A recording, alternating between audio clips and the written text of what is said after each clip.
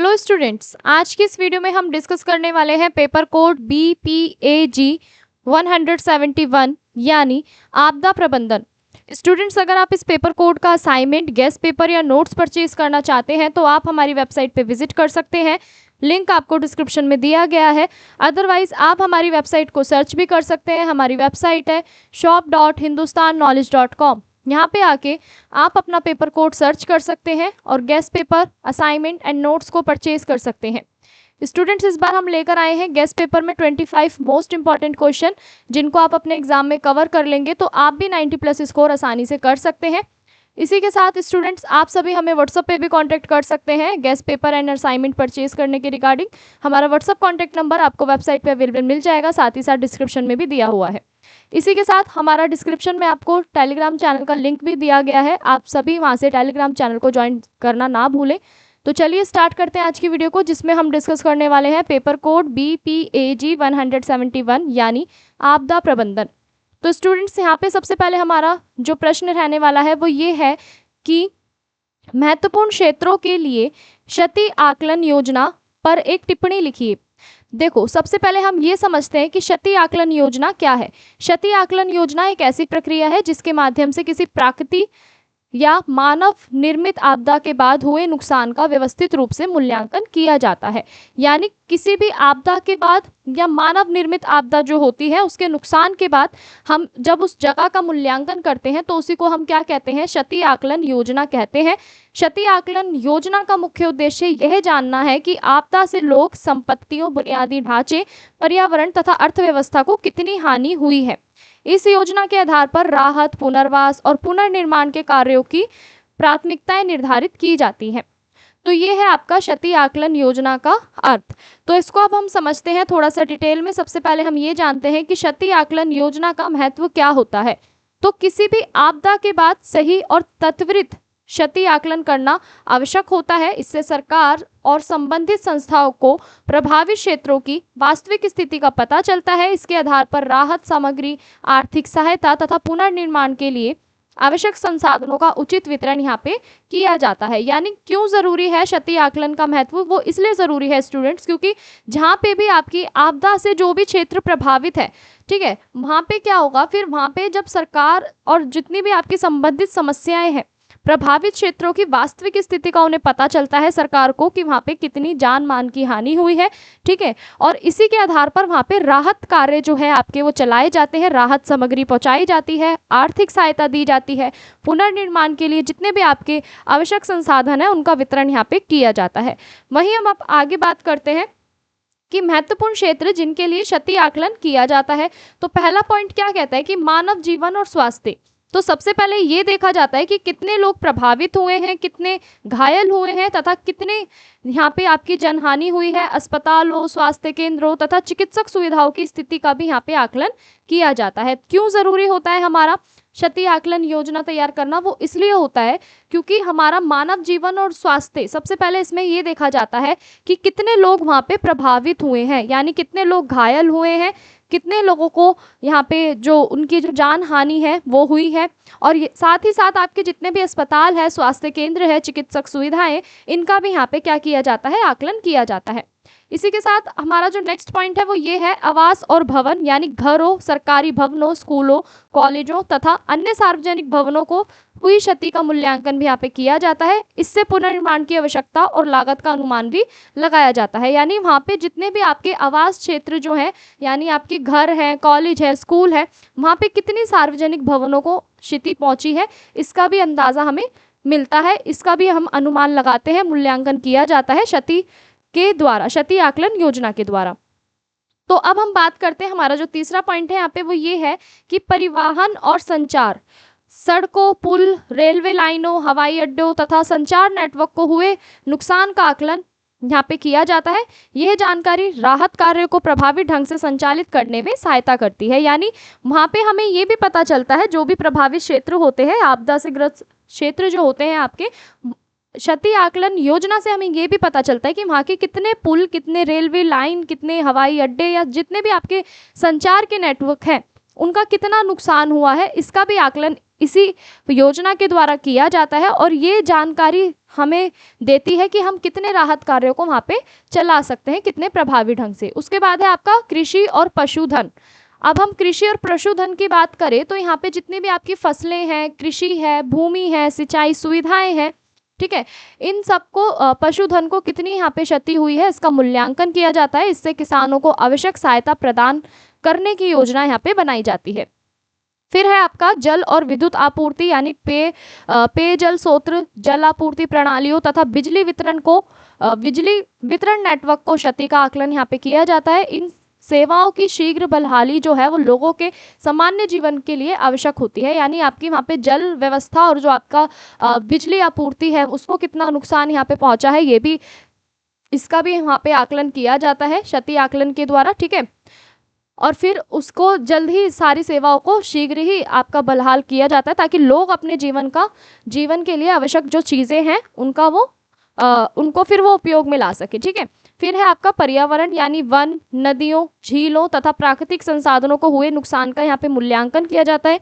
इससे पर्यावरण संरक्षण और पुनर्स्थापना की योजनाएं भी आपकी तैयार की जाती है। यानी यहाँ पे हमें क्षति आकलन योजना से ये भी पता चलता है कि पर्यावरण को कितना नुकसान पहुंचा है, कितने प्राकृतिक संसाधनों को नुकसान पहुंचा है, इन सबका भी मूल्यांकन हमें देखने को मिलता है। और पर्यावरण संरक्षण और आपका जो पुनः स्थापन की जो योजना है वो भी फिर तैयार की जाती है। अब हम बात करते हैं क्षति आकलन की प्रक्रिया। तो सबसे पहले क्या है यहाँ पे आपका प्रारंभिक आकलन, यानी आपदा के तुरंत बाद त्वरित सर्वेक्षण यहाँ पे किया जाता है ताकि नुकसान की प्रारंभिक जानकारी यहाँ पे लगाई जाए। यानी प्रारंभिक आकलन कैसे होता है क्षति आकलन की प्रक्रिया में कि जो भी आपदा के बाद जो भी घटना घटी है उसके बाद यहाँ पे एक सर्वे किया जाता है जिससे हमें ये जानकारी मिलती है कि वहाँ पे कितना नुकसान जो है वो हुआ है। उसके बाद है आपका विस्तृत आकलन। विस्तृत आकलन की बात करें तो विशेषज्ञों की टीम प्रभावित क्षेत्रों का निरीक्षण करके उसके ऊपर एक आपकी विस्तृत रिपोर्ट तैयार करती है। इसमें नुकसान की जो मात्रा है, जो कारण है, उन सबका हम क्या करते हैं, प्रभावी विश्लेषण करते हैं, ठीक है। फिर है आपका डेटा संग्रहण और विश्लेषण, यानी जितना भी आपका क्षेत्रीय सर्वेक्षण है वो किया जाता है, यानी क्षेत्रीय सर्वे आपका यहाँ पे किया जाता है, इंटरव्यूज लिए जाते हैं, फोटोग्राफ लिए जाते हैं, ठीक है। और तकनीकी उपकरणों की सहायता से जानकारी को भी यहाँ पे इकट्ठा किया जाता है और उसका विश्लेषण किया जाता है। तो यहाँ पे जो क्षति आकलन की जो प्रक्रिया है उसमें आपका डेटा संग्रहण और विश्लेषण भी जरूरी होता है। अब हम बात करते हैं क्षति आकलन योजना के लाभ कौन कौन से हैं। तो पहला लाभ क्या है कि राहत कार्यों को ये प्रभावी बनाता है। दूसरा है आपका संसाधनों के उचित उपयोग में भी सहायता करता है। पुनर्वास और पुनर्निर्माण योजनाओं के भी ये मदद करता है। भविष्य की आपदा प्रबंधन रणनीतियों को भी ये बेहतर बनाती है और प्रभावित लोगों को शीघ्र सहायता उपलब्ध कराने में सहायक होती है। तो देखो, अगर हम इसके लाभ की बात करें ना, तो लाभ क्या है कि जितना भी वहाँ पे जो भी प्रभावित क्षेत्र है वहाँ पे ये राहत कार्यों को क्या करती है, प्रभावी बनाती है, ठीक है। ज़्यादा से ज़्यादा जो संसाधन है वो लोगों तक पहुँचाए जाए ताकि लोग उनका उचित तरीके से उपयोग कर सके, ठीक है। और भविष्य में जो भी आपकी आपदा प्रबंधन रणनीतियाँ हैं, ठीक है, डिजास्टर मैनेजमेंट की जितनी भी आपकी रणनीतियाँ हैं ये वहाँ पे ये बेहतर बनाती है और लोगों के जीवन को भी ये शीघ्र ही सहायता उपलब्ध कराने में सहायक होती है। अब हम बात करते हैं इस प्रश्न के निष्कर्ष की। तो अगर हम बात करें इस प्रश्न के निष्कर्ष की, तो निष्कर्ष क्या कहता है कि क्षति आकलन योजना आपदा प्रबंधन का ही एक महत्वपूर्ण भाग है। यह प्रभावित क्षेत्रों में हुए नुकसान की सही जानकारी प्रदान करती है और राहत, पुनर्वास तथा पुनर्निर्माण कार्यों को व्यवस्थित रूप से संचालित करने में भी सहायता करती है। इसलिए प्रत्येक देश और राज्य के लिए एक प्रभावी क्षति आकलन योजना का होना अत्यंत आवश्यक है ताकि आपदाओं के दुष्प्रभावों को कम किया जा सके और प्रभावित समुदाय को शीघ्र सामान्य जीवन प्रदान यहाँ पे किया जा सके, ठीक है। तो हमें ये समझ में आता है निष्कर्ष से कि आपका जो क्षति आकलन परियोजना है ये बहुत ज़्यादा ज़रूरी है डिजास्टर मैनेजमेंट के लिए, ताकि जितने भी आपके क्षेत्र है, जितने भी क्षेत्रों को यहाँ पे नुकसान पहुँचा है उनकी हमें सही जानकारी मिल सके, हम दोबारा से उनके लिए पुनर्निर्माण कार्यों को व्यवस्थित रूप से संचालित कर सकें, ठीक है, राहत कार्य उन लोगों तक पहुँचा सकें और हर देश में, हर राज्य में इसका जो हमें प्रभाव देखने को मिलता है क्षति आकलन योजना का, वो बहुत ज़्यादा ज़रूर होता है, ठीक है, ताकि हम आपदाओं के दुष्प्रभावों को कम कर सके और प्रभावित क्षेत्रों की सहायता कर सके। इसी के साथ हम आगे बढ़ते हैं। अगला प्रश्न जो है आपका वो ये है कि उत्तराखंड बाढ़ 2013 के प्रभाव का विश्लेषण कीजिए तथा इस आपदा से सीखे गए पाठों को उजागर कीजिए। यानी आपका उत्तराखंड में जो बाढ़ आई थी 2013 में, उसके कौन कौन से प्रभाव रहे हैं और उस आपदा से हमें क्या क्या सीखने को मिला है, ये भी समझते हैं। तो सबसे पहले हम एक छोटा सा इंट्रो समझते हैं। देखो, जून 2013 में उत्तराखंड में आई भीषण बाढ़ और भूस्खलन भारत की सबसे विनाशकारी प्राकृतिक आपदाओं में से एक थी। अत्यधिक वर्षा, बादल फटने की घटनाओं तथा नदियों के जलस्तर में अचानक वृद्धि के कारण केदारनाथ सहित अनेक क्षेत्रों में भारी तबाही हुई। इस आपदा ने हजारों लोगों के जीवन, संपत्ति और पर्यावरण को गंभीर रूप से यहाँ पे प्रभावित किया है। तो यहाँ पे जून 2013 में ना उत्तराखंड में एक भीषण बाढ़ आई थी, जिसकी वजह से, भूस्खलन की वजह से, सबसे विनाशकारी यहाँ पे प्राकृतिक आपदाओं में से ये एक मानी गई थी भारत के अंदर। यहाँ पे अत्यधिक वर्षा, बादल फटना, जितनी भी आपकी घटना है ना, नदी का जल स्तर जो है अचानक से यहाँ पे बढ़ गया था। केदारनाथ सहित अनेक आपके जितने भी क्षेत्र थे वो तबाही का शिकार हो गए थे। इस आपदा में क्या हुआ था कि अनेक जो लोग हैं, आपके हजारों लोगों के जीवन और संपत्ति और पर्यावरण को यहाँ पे गंभीर रूप से इसने प्रभावित किया था। तो अब हम समझते हैं इसके कौन कौन से प्रभाव रहे हैं। तो देखो, पहला प्रभाव क्या था यहाँ पे कि जनहानि और मानवीय संगठन। इस आपदा में हजारों लोगों की मृत्यु हुई और अनेक लोग आपके यहाँ पे लापता हो गए। बड़ी संख्या में तीर्थ यात्री और स्थानीय निवासी प्रभावित हुए। लाखों लोगों को भोजन, पानी, चिकित्सक और अन्य और आपकी जो आश्रय जैसी बुनियादी आपकी सुविधाएं जो है उसकी भी कमी का सामना करना पड़ा यहाँ पे। उसके बाद है आपका बुनियादी ढांचे को नुकसान भी पहुंचा। इस बाढ़ के जो दूसरा जो प्रभाव था वो क्या था कि बुनियादी ढांचे को यहाँ पे नुकसान पहुंचा, यानी बाढ़ और भूस्खलन के कारण सैकड़ों सड़कें, पुल, भवन और संचार नेटवर्क भी यहाँ पे नष्ट हो गए। तो कई गांवों का संपर्क पूरी तरीके से कट गया था। बिजली और जल आपूर्ति सेवाएं भी यहाँ पे लंबे समय तक बाधित रही हैं। फिर है आपका आर्थिक प्रभाव, यानी उत्तराखंड की अर्थव्यवस्था मुख्य रूप से यहाँ पे आपकी पर्यटन और तीर्थ यात्रा पर निर्भर थी या निर्भर है। ठीक है, आपदा के कारण पर्यटन उद्योग को भारी नुकसान पहुंचा और व्यापारिक गतिविधियां जो थी आपकी वो यहाँ पे ठप पड़ गई और राज्य को हजारों करोड़ों रुपए की आर्थिक क्षति उठाना यहाँ पे पड़ी। तो यहाँ पे आर्थिक प्रभाव देखने को भी मिला हमें उत्तराखंड में, जो 2013 में जो बाढ़ आई थी उसकी वजह से यहाँ पे आर्थिक प्रभाव भी हमें देखने को मिला। क्यों? क्योंकि उत्तराखंड की जो अर्थव्यवस्था है मुख्य रूप से आपका वो टूरिज्म पे बेस्ड है। ठीक है, जितने भी आपके तीर्थ यात्री आते हैं उन्हीं के ऊपर ये बेस्ड है। और आपदा के कारण ना जितने भी आपके तीर्थ यात्री हैं, पर्यटन है, इन सबको, पर्यटन उद्योग को ना भारी नुकसान उठाने को मिला। जितनी भी उनकी व्यापारिक गतिविधियां थी वो सब ठप पड़ गई थी। राज्य को हजारों करोड़ों रुपए की आर्थिक जो उसका नुकसान है वो भी उठाना पड़ा। अब हम बात करते हैं पर्यावरण प्रभाव। अगर बात करें पर्यावरणीय प्रभाव की, तो यहाँ पे भारी जल और भूस्खलन के कारण जंगलों, पर्वतीय ढलानों और नदी तंत्र को भी नुकसान पहुंचा। नदियों में मलबा जमा हो गया, जिससे आपकी पारिस्थितिक संतुलन प्रभावित हुआ। कई क्षेत्रों में भूमि कटाव की भी समस्या यहाँ पे बढ़ गई। अगला पॉइंट है सामाजिक प्रभाव, यानी हजारों परिवार जो थे यहाँ पे आपके बेघर हो गए, उन्हें राहत शिविरों में रहना पड़ा। कई लोगों की आजीविका समाप्त हो गई। आपदा के कारण लोगों में मानसिक तनाव और भय और असुरक्षा की भावना भी यहाँ पे हमें देखने को मिली। इसके बाद है स्टूडेंट्स आपका अगला पॉइंट, इस आपदा से ना हमें क्या सीखने को मिला, यानी इस आपदा से सीखे गए प्रमुख पाठ कौन से हैं, इसको समझते हैं। तो देखो, पहला हमें क्या सीखने को मिला कि आपदा पूर्व तैयारी का महत्व, यानी हमें पता चला कि कोई भी आपदा आने से पहले हमें उससे पहले की तैयारी कैसे रखनी है। तो उत्तराखंड बाढ़ ने ये स्पष्ट करा कि आपदा प्रबंधन केवल राहत कार्यों तक सीमित नहीं होना चाहिए। समय पर चेतावनी प्रणाली, जोखिम मूल्यांकन और आपदा तैयारी अत्यंत यहाँ पे आपकी आवश्यक होती है। अगला है पर्यावरण संरक्षण की आवश्यकता, यानी अंधाधुंध निर्माण, वनों की कटाई, अनियोजित विकास ने आपदा के प्रभाव को बढ़ाया है। पर्वतीय क्षेत्रों में पर्यावरण के अनुकूल विकास को यहाँ पे प्राथमिकता दी जानी चाहिए। उसके बाद हमने क्या सीखा इस बाढ़ से कि वैज्ञानिक और टिकाऊ विकास, यानी नदी किनारे तथा संवेदनशील क्षेत्रों में निर्माण कार्यों को नियंत्रित करना आवश्यक है। विकास परियोजनाओं का पर्यावरण प्रभाव आकलन, यानी आपका EIA गंभीरता से यहाँ पे किया जाना चाहिए।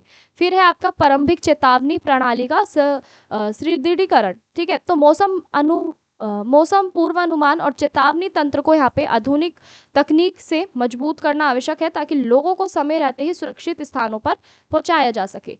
अगला है आपका सामूहिक भागीदारी, यानी स्थानीय समुदायों को आपदा प्रबंधन का प्रशिक्षण यहाँ पे दिया जाना चाहिए। जागरूक और प्रशिक्षित समुदाय आपदा के समय नुकसान को काफी हद तक यहाँ पे कम कर सकते हैं। फिर हमने सीखा कि बेहतर समन्वय और बचाव व्यवस्था, यानी हम किस तरीके से कोऑर्डिनेशन कर सकते हैं और अपनी बचाव व्यवस्था अपनी बना सकते हैं। तो देखो, आपदा के दौरान ना विभिन्न सरकारी एजेंसियों, सेना, पुलिस, राहत संगठनों के बीच बेहतर समन्वय की आवश्यकता यहाँ पे महसूस हुई है। भविष्य में त्वरित और प्रभावी प्रतिक्रिया के लिए संस्थागत क्षमता जो है यहाँ पे बढ़ानी चाहिए।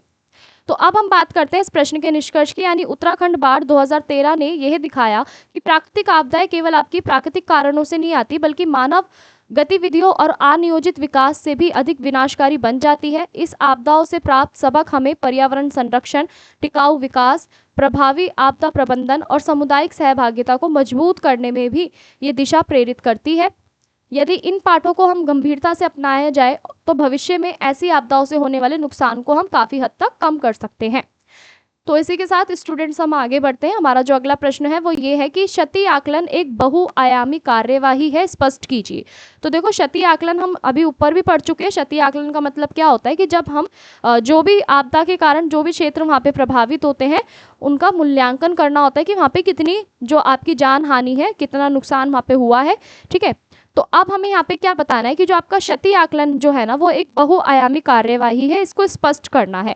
तो देखो, आपदा, दुर्घटना या किसी अन्य संकट की स्थिति में हुए नुकसान का सही मूल्यांकन करना अत्यंत आवश्यक होता है।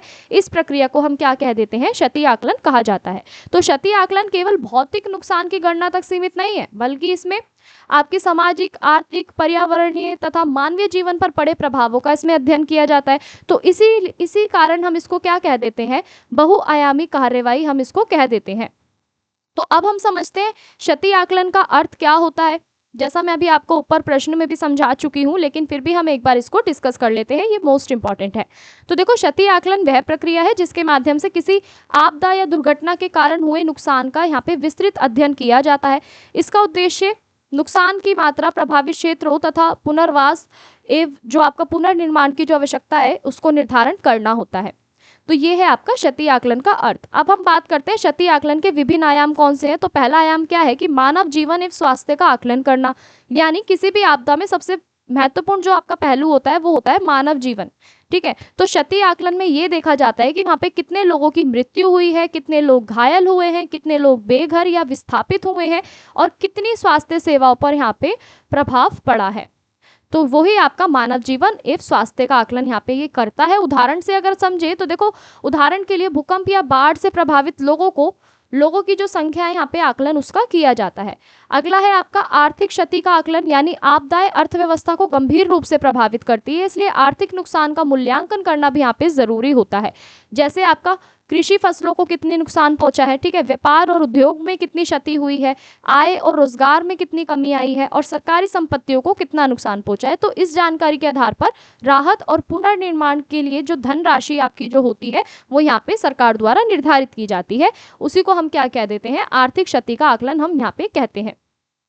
अगला पॉइंट है आपका भौतिक एवं आधारभूत संरचना की क्षति, यानी आपदा के कारण सड़कों, पुल, भवन तथा अन्य संरचना को नुकसान पहुंच सकता है। क्षति आकलन में इनका अध्ययन किया जाता है, जैसे आपका मकानों की स्थिति, सड़क और पुलों की क्षति, बिजली और जल आपूर्ति व्यवस्था, संचार नेटवर्क की स्थिति। तो इससे जो आपका पुनर्निर्माण जो है उसको यहाँ पे प्राथमिकता दी जाती है, यानी भौतिक चीजों का भी और संरचना की भी यहाँ पे क्षति कितनी पहुंची है ये अनुमान लगाया जाता है क्षति आकलन के द्वारा। अगला जो आपका यहाँ पे आयाम है वो ये है कि सामाजिक प्रभावों का आकलन, यानी आपदा का समाज पर भी गहरा प्रभाव यहाँ पे पड़ता है। जैसे आपकी शिक्षा व्यवस्था में बाधा बनती है, सामाजिक संबंधों पर प्रभाव डालती है, महिलाओं, बच्चों एवं वृद्धों की समस्या पर भी ये प्रभाव डालती है और मानसिक तनाव और आघात भी उत्पन्न करती है। तो इन पहलुओं का अध्ययन सामाजिक पुनर्वास के लिए आवश्यक होता है।